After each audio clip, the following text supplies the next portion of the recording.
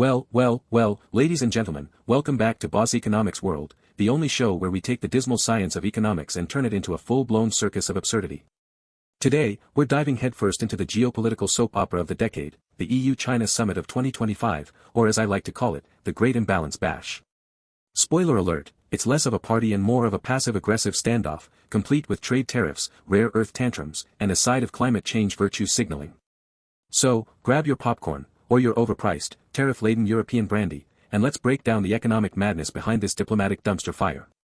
First off, let's set the stage.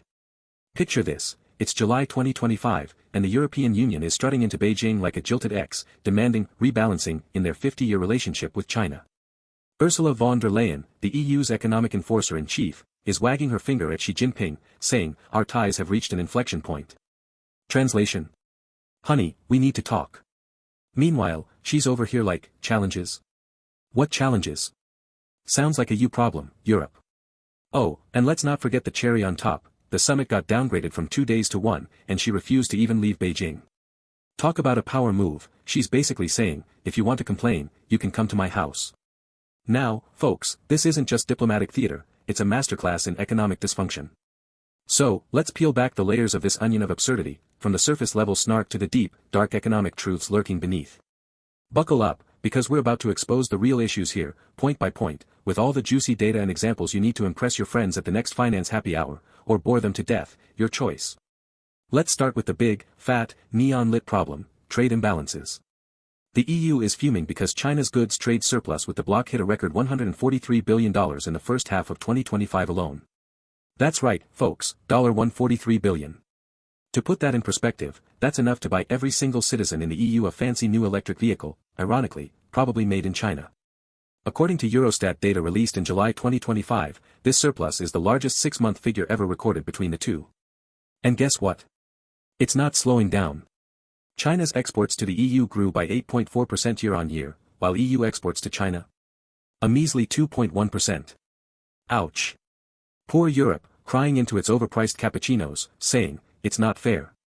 But here's the kicker, folks, this imbalance isn't new. It's been growing for years, fueled by China's state-subsidized industries pumping out cheap goods, think electric vehicles, solar panels, and rare earth magnets, while Europe's high-cost, regulation-heavy economies struggle to compete. And let's not forget the EU's own tariffs on Chinese EVs, slapped on in 2024 to protect their market. China's response? Anti-dumping probes into European pork, brandy, and dairy. It's like a trade war food fight, but instead of mashed potatoes, they're throwing billion-dollar industries. Now, here's where it gets spicy. The EU's calling China's trade practices unjustified and retaliatory, but let's be real, both sides are playing the same game. The EU wants fairness and reciprocity, but what they really mean is, we want to sell more of our overpriced luxury goods to your middle class, China, without you flooding our markets with cheap EVs. Meanwhile, China's like, hey, you want fairness? How about you stop sanctioning our banks for doing business with Russia? Oh, yeah, we'll get to that geopolitical mess in a minute. Next up, let's talk about the rare earth magnet drama, because nothing says economic warfare like a good old-fashioned resource chokehold. In April 2025, China decided to flex its muscles by imposing export controls on rare earth magnets, sending European carmakers and tech companies into a full-blown panic. Why? Because China controls over 90% of the global supply of rare earth elements, according to the International Energy Agency's 2025 Critical Minerals Report. These magnets are the lifeblood of everything from electric vehicle motors to wind turbines to your fancy noise-canceling headphones. And Europe? Well, they're about as self-sufficient in rare earths as a toddler is in a candy store. Now, why would China do this? Oh, I don't know, maybe because the EU keeps poking the dragon with tariffs and sanctions. This is classic economic retaliation, folks. China's saying, you want to play hardball? Fine, but good luck building your green economy without our magnets. And here's the kicker, the EU's own green transition goals, think net zero by 2050, are totally dependent on these materials. According to a 2025 European Commission report, the bloc's demand for rare earths is expected to increase sixfold by 2030. Sixfold. So, while Ursula's over here preaching rebalancing, China's holding the keys to Europe's green future. Checkmate, much? But wait, there's more. This isn't just about trade, it's about geopolitics. China's rare earth dominance isn't an accident, it's a decades-long strategy to control critical supply chains. And Europe? They've been asleep at the wheel, outsourcing their resource security to Beijing.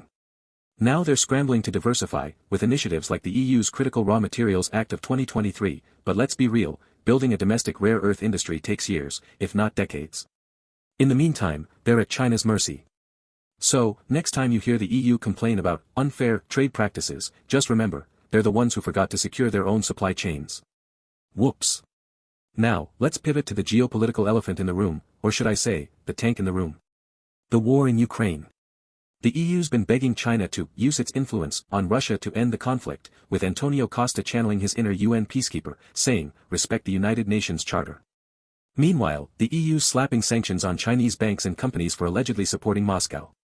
On July 25, 2025, the EU sanctioned 2 Chinese banks and 5 China-based firms, accusing them of helping Russia evade Western sanctions. Bold move, Europe, but here's the thing, China's not exactly thrilled about being dragged into your Cold War 2.0. Shocker, I know, but China's not super keen on playing by the EU's rules. Why? Because China's trade with Russia has skyrocketed since the war began. According to China's General Administration of Customs, bilateral trade between China and Russia hit $240 billion in 2024, up 26% from the year before. And guess what? A big chunk of that is energy, oil, gas, you name it. While Europe's busy freezing in the dark to punish Russia, China's over here buying discounted crude and laughing all the way to the bank. So, when the EU says, China, help us stop Russia, she's probably thinking, why would I? Your sanctions are my discount coupons. But here's where the hypocrisy kicks in, folks. The EU wants China to play nice on Ukraine, but they're also sanctioning Chinese companies left and right. And let's not forget the EU's own dirty laundry, Europe still importing billions in goods from China, even as they complain about Beijing's Russia ties. According to the European Commission's 2025 trade data, EU imports from China hit €426 billion in 2024, up 5% from the year before. So, Europe's basically saying, we'll sanction your banks, but please keep sending us those cheap solar panels. Talk about mixed messages. And finally, let's talk about the one thing the EU and China can agree on, at least on paper, climate change. Both sides issued a joint statement at the summit, pledging to lead the world in fighting climate change, with updated 2035 plans aligned with the Paris Agreement. Sounds great, right? But folks, this is what we in the biz call greenwashing, all talk, no walk.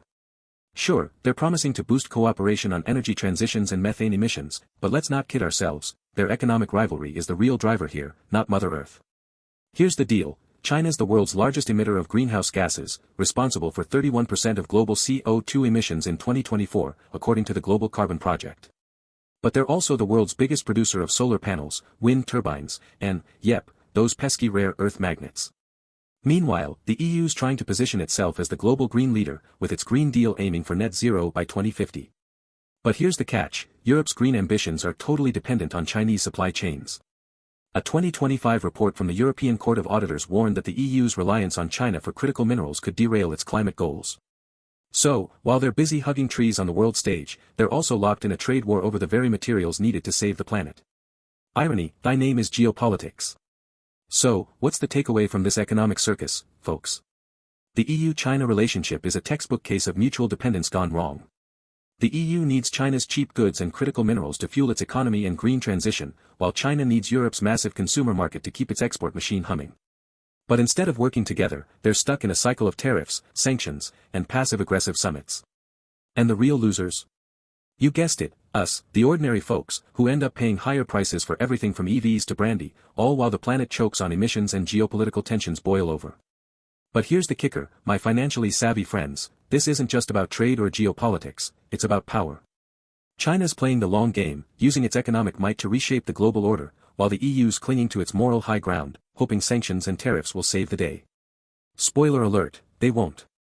If the EU wants to rebalance this relationship, they need to get serious about diversifying supply chains, investing in domestic industries, and, gasp, maybe even playing a little hardball of their own. And China? Well, they'll keep doing what they do best, smiling politely while tightening their grip on the world's economic choke points. That's all for today, folks.